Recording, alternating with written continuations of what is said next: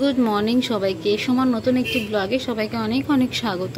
কেমন আছেন সবাই? আশা করি সবাই খুব ভালো আছেন। আমার ছোট্ট একটা মিনি ব্লগ আমি এটা বানিয়েছি। তো শুরুতেই ঘরবাড়ির অবস্থা দেখতে পাচ্ছেন। তো ঘরবাড়ির অবস্থা একদম কি আর বলবো আপনাদের, আপনারা দেখতেই পাচ্ছেন। ছোট বাচ্চা বাড়িতে থাকলে যা হয়, একদিকে গুছোচ্ছে একদিকে আউলে দিচ্ছে। তো আমি আর গুছোই না, মানে ছেড়ে দিয়েছি, যা যতটা পারিস নোংরা করে দে। দেখুন, ছোলার ডাল তো আমি রান্না করেই ফেলেছি, তার সাথে রুটি করেছিলাম। তো আপনাদের সাথে গল্প করতে করতে দেখুন, এদিকে মটর ডাল আমি ভেজাতে ভুলেই গেছিলাম। তো মটর ডাল ভিজিয়েছিলাম ডালের বড়া করার জন্য, আর এদিকে আলু পটলের তরকারি করেছিলাম, আর চালের জন্য চাল ভিজিয়ে দিয়েছিলাম ভাত বসানোর জন্য। তো মোটামুটি আমার এখানে সব রান্নার প্রক্রিয়া কমপ্লিট হয়েই গেছে প্রায়। শনিবার দিন কি রান্না করবো আর কি রান্না করবো না, এটা নিয়ে বড্ড দনমনই থাকি।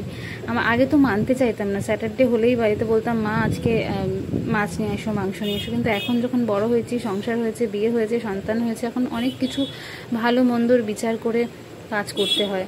তো সেটা মানাটাও এখন খুব ইজি হয়ে গেছে। ওই জন্য আমার ছেলে দিকে পটলের খোসা কলের মুখে লাগিয়ে দিয়েছে, কখন কি ছেড়ে কি করবে দুষ্টুমি কিছু বুঝে উঠতে পারে না। এদিকে আমার আপনাদের সাথে গল্প করতে করতে রান্না করাও মোটামুটি শেষ। তরকারিটা রান্না করা হয়ে গেছে, ভাতও বসিয়েছি। আমার ছেলে দিকে কি করেছে দেখুন। এটা কি ক্রিম?